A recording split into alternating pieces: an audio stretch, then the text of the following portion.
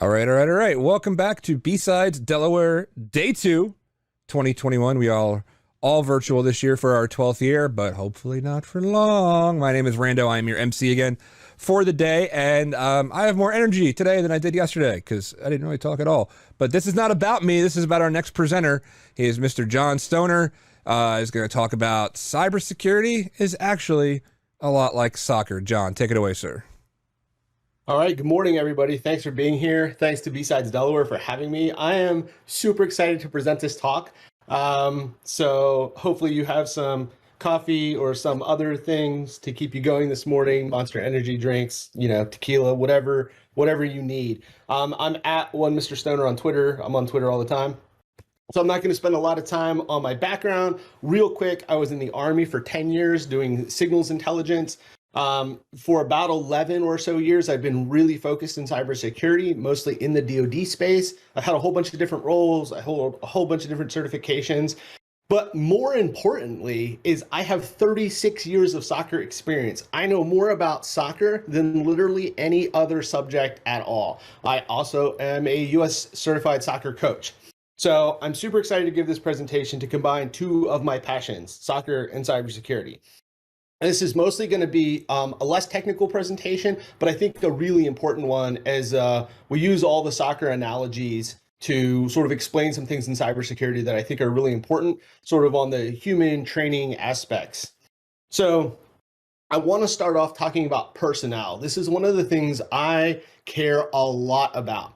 And if you're new to cybersecurity, you're thinking about getting in cybersecurity, this is probably a really good presentation for you. If you manage people in the cybersecurity space, this is probably an excellent presentation. And if you fall into one of those categories, you should be taking some notes. So write some things down, okay? All right. The first thing that's really important is that within cybersecurity, there's at least 50 specializations, if not more, right? So I often use a lot of medical world analogies to help describe cybersecurity as well, but we have so many different things you can do in cybersecurity that when you're starting out, it can definitely feel overwhelming. And I know that adds to the imposter syndrome that a lot of people face who are just getting into this field. And really, there's two general types of people in cybersecurity. We have people who focus on one particular area and become very deep technical or non-technical experts, but become specialists in that area. And then we have sort of these broad, all-encompassing personnel who've done a lot of different things across their career. And in soccer, we have the same thing. In soccer, we have super specialists like Adama Traoré, who currently plays for the Wolves, who's like super strong and one of the fastest players in the Premier League, right? He is going to do very particular things on the soccer pitch that Milner is not going to do at Liverpool, right? But Milner can play multiple positions. He can play center defensive midfielder. He's filled in at center back for Liverpool when all of our center backs were injured last season. He can play right back. He was actually a right winger originally. I can probably put Milner in any position on the team and have him be pretty successful.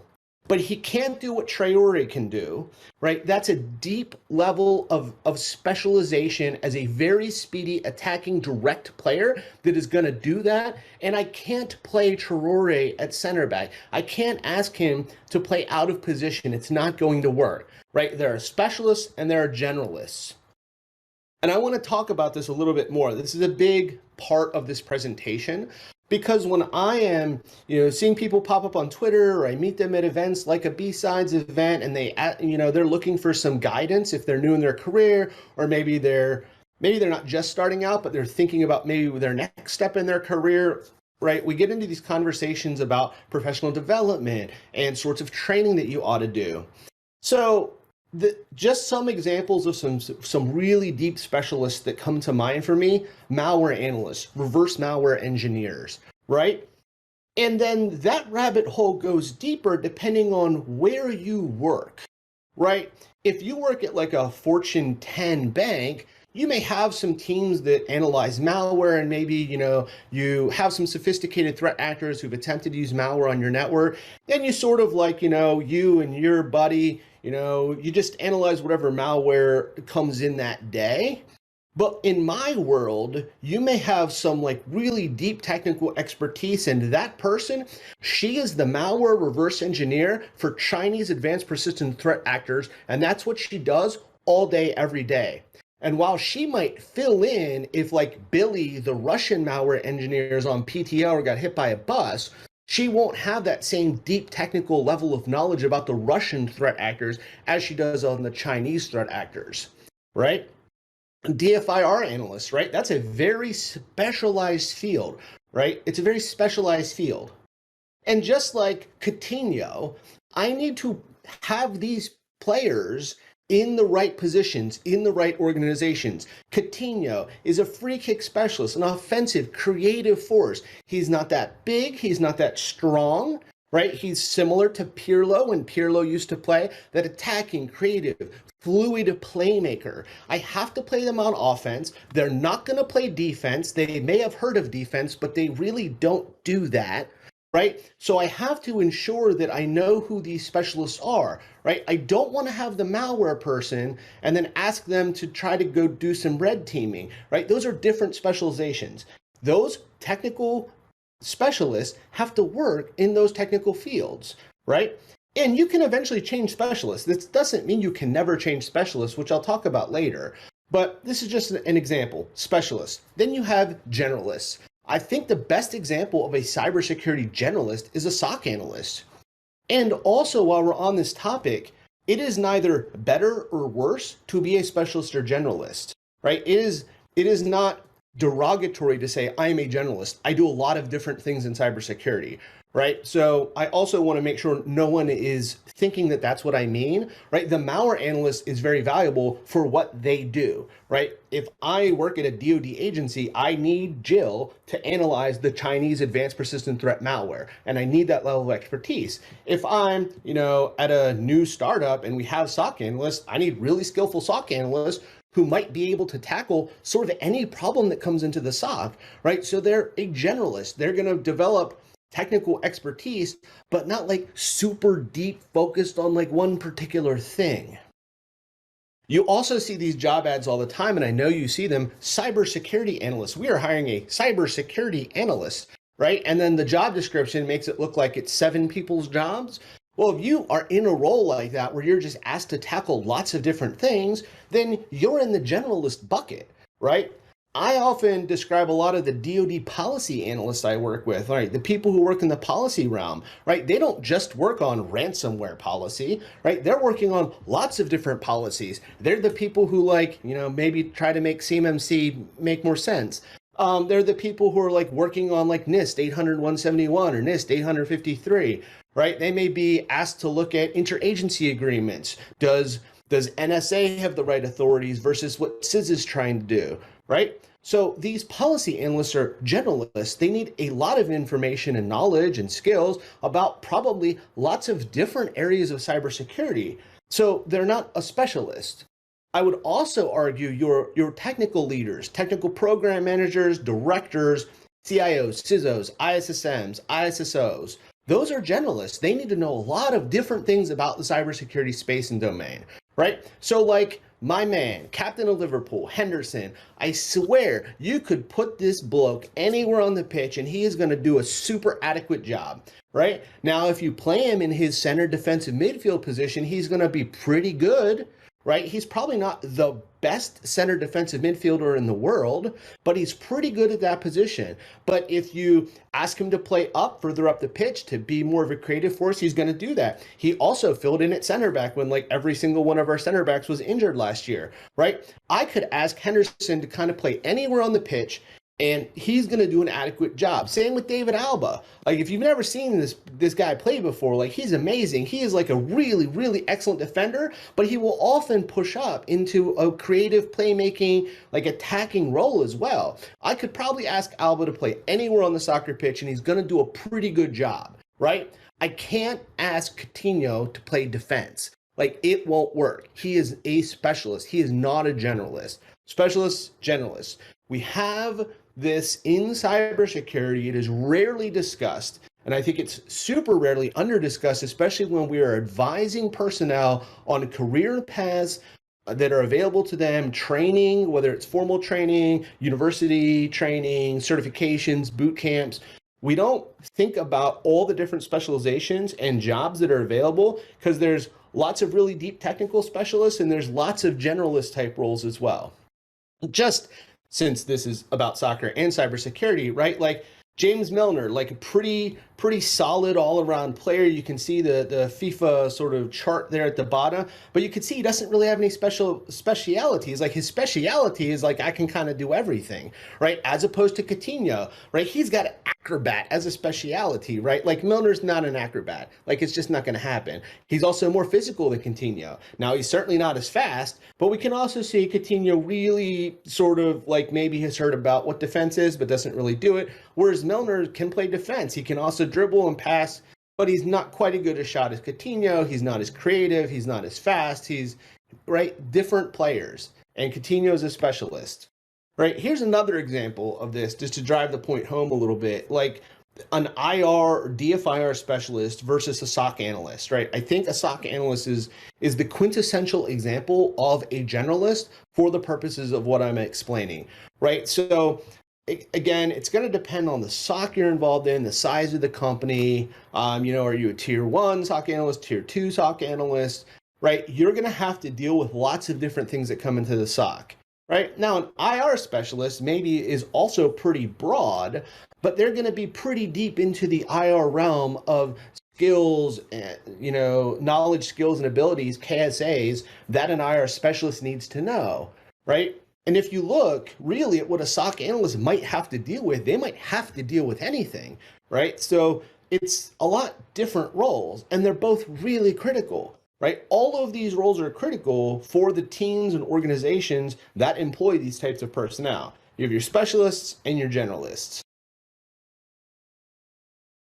So the other thing that I'm going to spend some time on is about training, professional development. I see this happen on Twitter all the time. Something along the lines of, hey, I just got my Security Plus certification. What certification should I get next? That is a terrible question. And the people that answer you on Twitter are not people you should listen to if their answer is like, oh, you should get CEH next. What is it that you do at work? Where do you want to work? What would you like to do in your career? Those are the next questions before I can give you an actual answer as to what training you should go to next, right? So there are specialist trainings and certifications in this world, and there are generalist certifications and training. I have only included a few here. There's lots of different resources that are good when you are talking about professional development, right? But like I see people talk about, oh, I'm going to get my EJPT, right? But they don't work as a pen tester, and maybe they aren't really working towards becoming a pen tester. So why are you taking pen tester certifications? Right? It doesn't make any sense at the macro level unless you have a goal to become a pen tester. Well, then it would make sense, right? Nobody should just go get OSCP just so they can have it if it's not relevant to either what they like to do in their free time, or they work as an independent pen tester outside of their work, or if it's related to work, right? You shouldn't just go get an OSCP because it's a well-known certification, right? And again, like there's specialists. Like I grew up watching Jorge Campos play for the Mexican national team, who was a goalkeeper slash striker.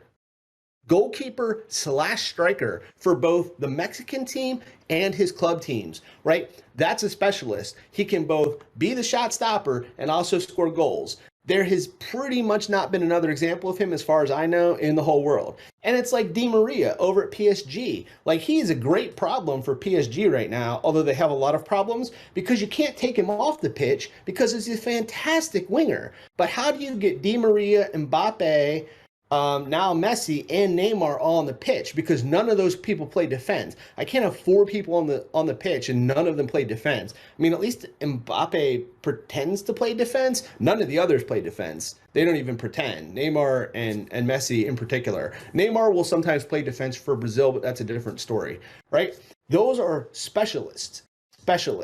And you have generalists. Like if you're studying Network Plus or Security Plus, there's a lot of information regardless of how you're studying, whether you just have the book, you're doing self-study, you go to something like Professor Messer, you take a college course that covers that material or a boot camp, the material contained in order to pass those certifications are broadly applicable, right? Network Plus will tell you all about networking. Security Plus is going to cover a whole bunch of domains related to cybersecurity, right? So will CASP.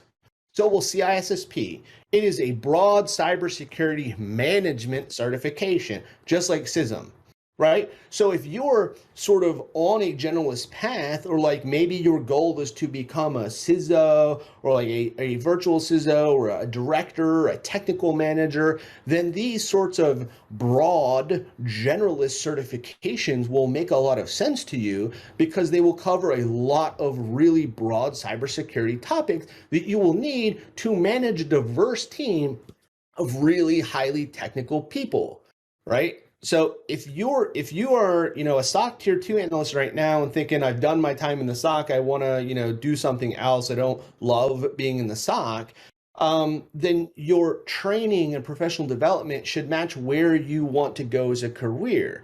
And you need to think about which sorts of technical specialization fields are available that interest you, and which sorts of cybersecurity generalist fields are available, and target your personal training plan appropriately based on whether it's a specialist or generalist field is your end goal. Like Emery Chan, for example, a former Liverpool player, like he's like a sort of a not quite as good version of Henderson. And you can play him all over. Like he's pretty pacey, he's pretty physical, he's pretty technical, he can play some defense, he can definitely play some offense. You could probably put him anywhere on the pitch and like he would do a pretty adequate job. And like De Rossi for Italy, like I swear to God, you could probably play him at any freaking position you wanted on the pitch and he would be amazing. Like you could put him in goal, he would do okay. Maybe not Luigi Buffon level of like good, but like, I just feel that you could put some of these players anywhere into the soccer team and they would be value added, right? They're not specialists, right? They're like De Rossi is not going to do what Di Maria can do out on the wing, right? But I can't ask Di Maria to play center midfield. It's just not going to work. It's just not his position, right? He is a specialist. There are generalists. As we're talking about the training, you could be working in a particular area, let's say as a cyber threat intel analyst, which is kind of what I know the most about. And you want to continue training as a cyber threat intelligence person, like you want to increase knowledge, skills, or abilities in the same technical field, right? So we are now tweaking your focus areas in cybersecurity, right? Do I want to be more technical? Do I want to be able to do some of the initial reverse malware analysis that my job requires? Are we looking at PCAPs and I want to be better at PCAP analysis within my role as a CTI analyst? Do I want to become a better report writer? Do I want to become a better presenter? Right? Those are all sorts of skills that, depending on your particular role as a CTI analyst and your organization and team, are tweaking areas so you become better at the specialization that you're working in, right? So like, the person on the screen here from FIFA, like we do this all the time in soccer. Like I am a left wing. Do I want to slightly tweak my left wing skills and abilities, right? Do I want to be more of a wide playmaker? Do I want to like cut inside more and like drive to goal more? So I want to work on my shooting, right? Because working on my shooting and working on my crossing are two very different things. Both can be related to my role, right? It depends, like, what does the team need? What is my manager telling me I should work on? Like, am I a winger, but we like are often getting like hammered by the other team? So like the coach wants me to work on my defensive positioning and my tackling a little bit, right? So like that's normally not a winger's main skill, but I could still improve that and still be a winger, but I would start to become maybe a little bit more versatile, right? So you can tweak areas in the KSAs for your particular specialization or job that you have, right? And you could take any cybersecurity area and apply the same mentality as far as like tweaking your skills and training. And what also you can do, and this is really important, especially if you're newer in the field or just breaking in, is developing new expertise. So I have career changes, right? You can also think about this as lateral movement to a related but different expertise. Lots of people who work in cybersecurity have overlapping KSAs. We have overlapping knowledge, skills, and abilities, right? So a lot of what I do in cyber threat intelligence might be related to OSINT, open source intelligence. And an OSINT analyst and a cyber threat intelligence analyst probably have a lot of overlapping skills that a new DFIR or IR analyst, digital forensics investigate incident response, DFIR, might have some overlapping skills that you would need to move into an entry level, right, DFIR role. A DFIR analyst might have a lot of overlapping skills with like a true IR analyst, right? Someone who like really is just IR. I would argue that those are still kind of two different things. I think DFIR analysts are a little bit more broad and an IR analyst is a little bit more specialized, right? You could say that those all have some overlapping skills with maybe a forensics analyst, right? So how do I go from I am an OSINT analyst today doing a lot of open source information searching and reports to like being a forensics analyst? Well, you would figure out what knowledge, skills, and abilities that field and those jobs need, and you would develop the new expertise through a personalized training plan to develop that, right? You can't just apply. I can't work as an OSINT analyst, do nothing, and apply for an entry-level DFIR position because you'll never get hired, right? That's not how these things work. So we can do the same thing in soccer all the time, right? You might have Alexander-Arnold here who plays for Liverpool in England. He's a right back, but he kind of really seems to like the offensive side of the pitch, right? Like with his crosses, with his free kicks, like he has a lot of offensive skills to the game. So maybe at some point, you know, his coaches and he decide he should actually be a right winger, right? So that's a much more offensive focused person on the soccer field. Now, he's currently behind Mohamed Salah at Liverpool, so he's probably not going to be a right winger for them right now. But like maybe he plays right winger when he's called up to the England national squad, right? Because they have a ton of right back. It's actually a huge problem with the England team, how many left and right backs they have. So maybe he plays more as a right winger with them, right? I mean, that's possible, but then he's going to have to develop the skills to become a right winger. He's going to have to improve his shooting, his one-on-one ability to dribble past a defender, right? He doesn't really have that, right? He's very speedy. So if there's an open lane on the outside of the pitch, you know, he'll go down it, but he's not like beating defenders one-on-one most of the time. He's not a Jack Grealish or a Phil Foden sort of character or Pulisic. Go USA, by the way, with that important win over Mexico last night. So like you can do this throughout your career. So like you might be an OSINT analyst and then you take some training, go to some conferences, like do some training at the conferences, maybe you get a certification, maybe you go back to school and you develop some skills that are necessary to get an entry-level forensics job. Right. And then you tweak your resume, which is a whole nother topic we're not getting into right now. You tweak the resume, explain what it is and why you're applying for a forensics position. And you can have career changes across specializations. And I've known people who have done this, who like every couple of years, like reinvent themselves through focused training and development to change specializations.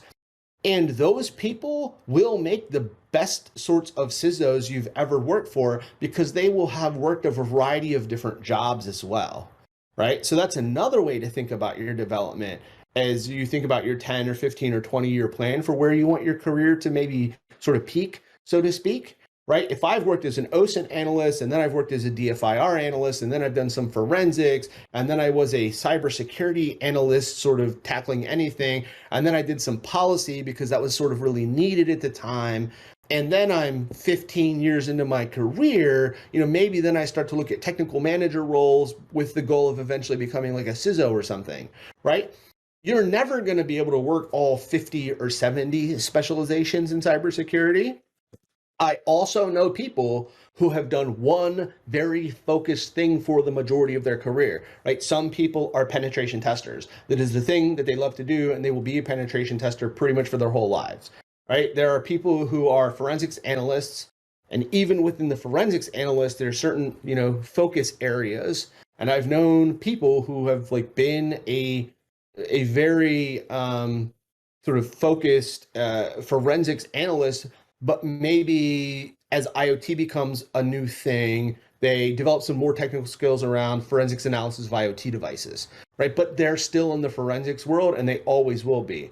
There's no right or wrong way to shape your career in cybersecurity, but it does need to be thought of and shaped in 3 to 5 year stints and with an end goal in mind so that you're on the appropriate glide path for where you want your career to go. Are we, sort of, oops, I clicked off my slide. Are we tweaking focus areas for the job we have, or are we developing new expertise for sort of, linear moves across specializations? That's the level of information that you and your mentor should be talking to. So don't go on Twitter and say, hey, what certification should I get next? That's a terrible question. Don't ask that question. Find mentors, have this level of conversation with your mentors so that your training plan and career can go in the right direction. Right. So again, we can talk about individual analysis as well. My buddy Andy Piazza actually has given some talks about doing some individual analysis on yourself as you set out on this, of like, sort of rating yourself of like, I'm really good at these technical things. Maybe I'm weaker in this area. So that can help you to figure out a training plan for both the job you're in now and perhaps for where you want to go if you want to change specializations, right? So again, this is what happens in soccer all the time. I might have a player who, wants to play striker, because a lot of players want to play up front and try to score goals.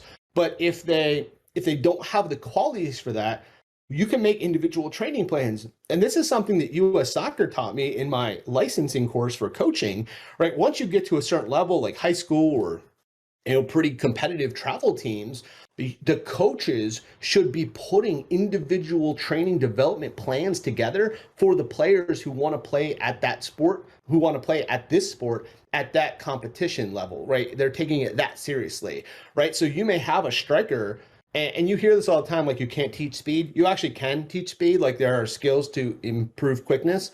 So like maybe you decide like you're never going to be the absolute fastest person, but maybe you need to work on sprints, right? So we come up with a plan. If it's a physical thing, like you need to be a little bit faster to get to the ball, right? Maybe it's shooting. Maybe it's shooting with your non-dominant foot, right? Like a striker really needs to be able to shoot with both feet, right? My center attacking midfielder, my wingers, okay, maybe I don't expect them to be amazing, right? Everybody's not going to be Lionel Messi or Di Maria, right? But my main striker, if you want to be like, the main guy at striker, then you need to be able to shoot with both feet, even if your non-dominant foot is never quite as good as your dominant foot. Or maybe you want to be in like more of the Firmino model as a false nine. Well, then it's about link up play. Then you got to like really improve like your ability to see the field and anticipate what's going to happen, do the quick little touches. That's all that creativity. That's Coutinho. That's Pirlo. That's Firmino, right? That's a different type of a striker. What is it that you want to improve? And then you can rate yourself and improve those particular things for your career or, your soccer skills. And then there's the whole team analysis. So this is sort of the next level, right? So we have teams. This is going to depend a lot on what industry you're in, what size of an organization, what level of cybersecurity maturity they're at. Is it a startup in Los Angeles? Is it, a Fortune 10 company, a Fortune 500 company, a department within the federal government, a state department? All of these things play into the team. What is the team responsible for? What are our strengths and weaknesses? What individual people on my team can I bring to different problem sets, right? As a leader, then, you should be thinking about this. Even if your team does one thing, Let's say I'm only in charge of cyber threat intelligence analysts. Let's say I have 10 cyber threat intelligence analysts at a large, Fortune 20 financial institution, right? Well, I still may have people that are better at different things, even though we're all doing cyber threat intelligence, right? I might have some really technical people that are like super good when we have to analyze some stuff coming in from Linux systems, right? I might have somebody who like just kills it when it comes to like smartphones, Android, iOS, right? That might just be the thing, and they're like really good at that. I might know someone who knows like everything about Fin7 for whatever reason. So like if anything comes in about one of the financial organized crime groups, like we give it to Jeff, because Jeff just has, followed them for a long time. Maybe we have someone else who's more of a generalist on the cyber threat intel team. And I know Amy really likes new challenges. So when we get something and we don't really know who to give it to, we give it to Amy first, because she really likes having to work on new stuff all the time, because I'm a good leader and I've actually talked to her. And maybe her plan is to like move off the cyber threat intel team to do some other things. So she wants to try to get exposed to as many different sorts of things we deal with as possible. But I would need to actually have some team analysis and not be a shitty manager, so I can actually manage the team properly. Man management. We all hear this in sports all the time. Man management. Do you know your team? Do you know what they want to do? Do you know where they want to go? Do you know what their training path is? If you're not a good manager, you won't know. And then people will just quit and everybody's unhappy and you don't know why, because you're not spending the cycles to actually have effective man management for the people you're in charge of. And let me tell you, in my personal experience, most managers aren't good at this.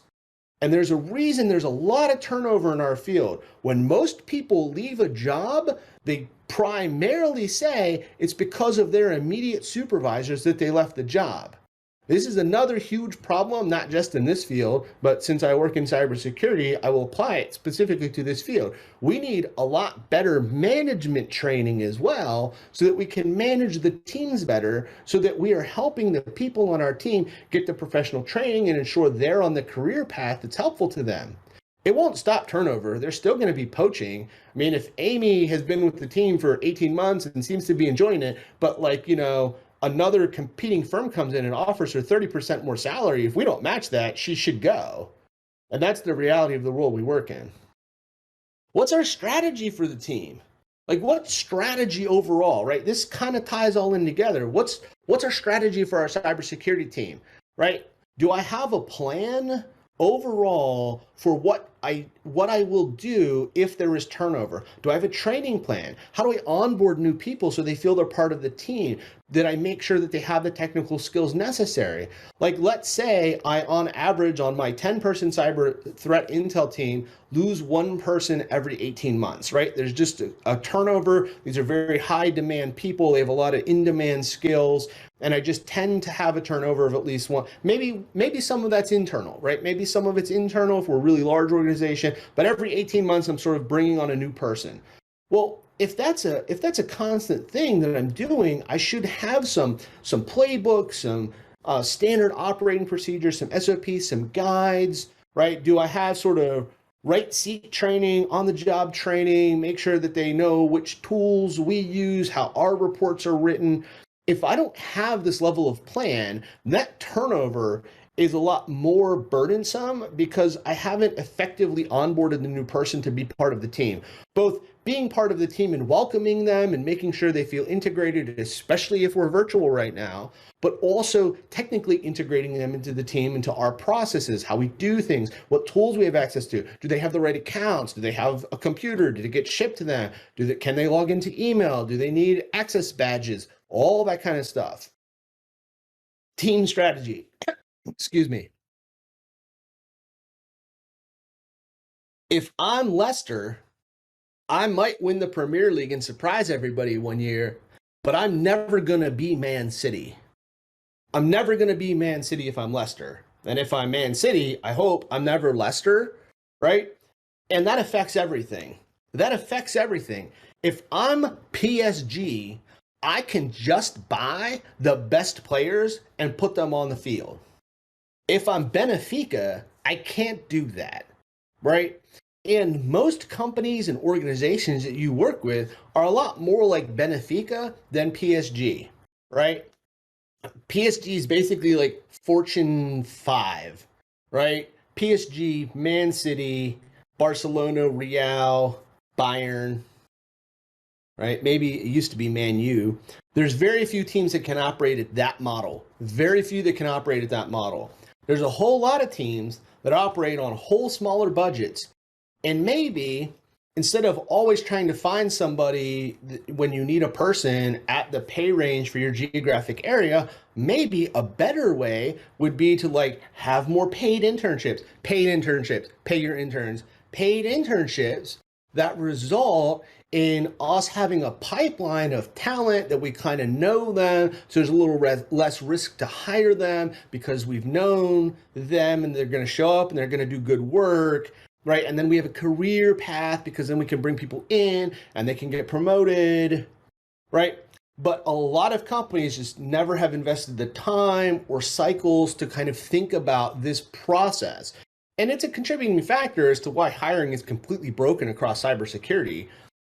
But if you had this sort of well thought out plan to backfill every 18 months that cyber threat intelligence person that gets turned over, or the tier 1 SOC analyst that like we just kind of tend to lose one every 6 months maybe because it's pretty intense, right? And maybe we're a smaller organization and our pay isn't quite as competitive, but it's the best we can do for a tier 1 SOC analyst. It's like we just have quite a bit of turnover. Like maybe there are other ways to think about talent recruiting and talent management, and maybe the SOC analyst just quit because you have no plan for their career development. So you just hire them into the SOC analyst, and then a year later when they update their resume, they're just getting poached because you've never talked to them about what the next steps are and you don't offer them any career development.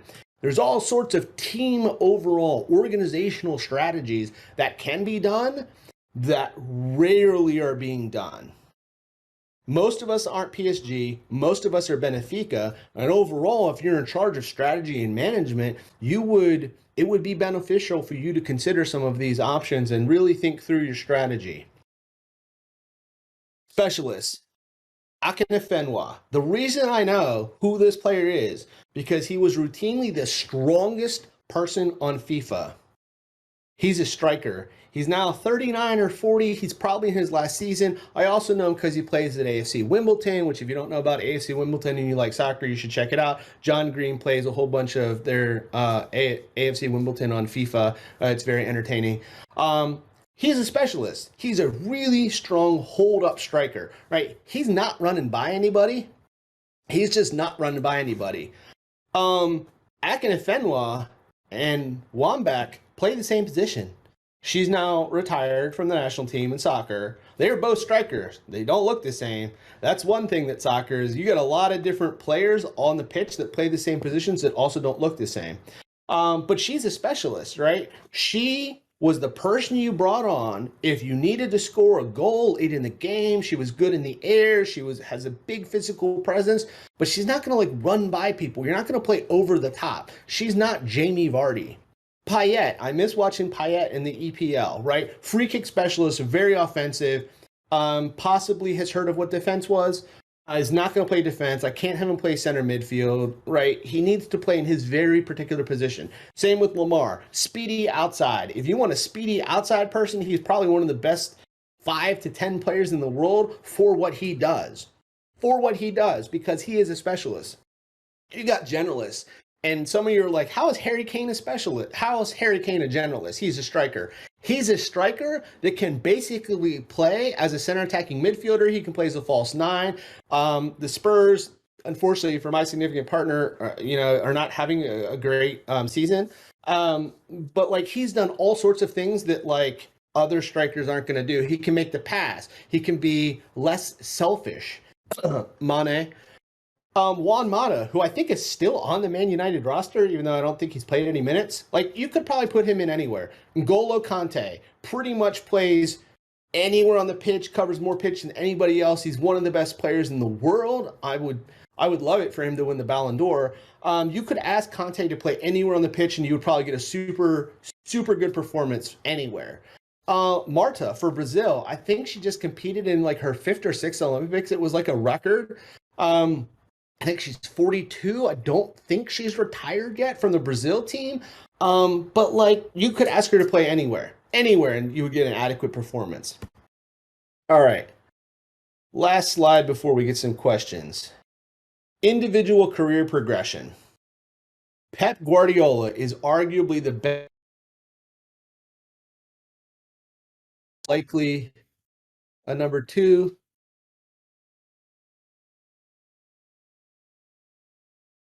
I hope I'm on. My Discord just did some crazy stuff. Yeah, your stream. No, your stream ended.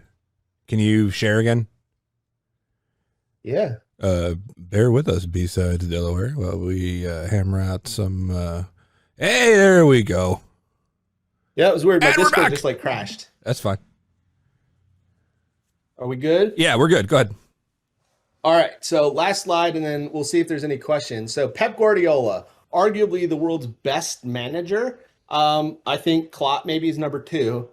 Greg Berhalter is not in the top 50. I can't believe the U.S. team keeps hiring these trash coaches.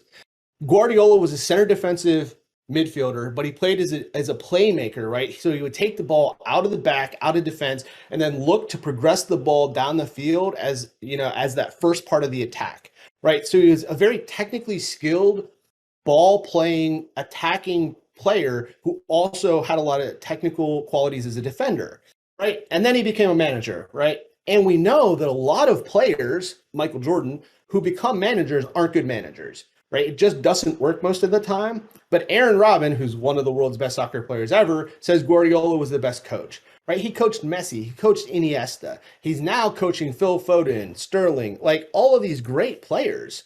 And he's making really technical players better. I thought like Jesus and Sterling's career were sort of plateauing as offensive players. So like, as you think about your career, what is your individual career progression? Like, do I want to continue to be a technical expert, right? And like, I am Payet, I am Akinfenwa, I am Traoré.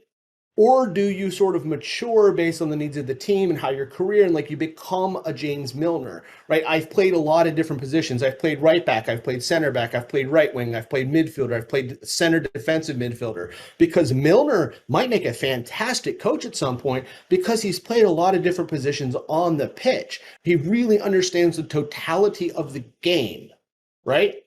And the other thing I think that's worth noting, which I kind of talked about already, is if you don't have good managers, then it's going to be hard for you to retain good players, right? The best managers in the world have players, and the best players who want to play for them, right? I think that while I like the fact that Nuno Espirito de Santos was the Spurs coach, I don't think he had the respect of the players because he just wasn't a world-class manager. So, unfortunately, they had to fire him and go get Conte, right? I think it's why Man U's having some problems. Like, I think if Zinedine Zidane came into Man U, he would immediately command respect from Pogba and Sancho and Fred and Ronaldo. And like that team probably would immediately be better.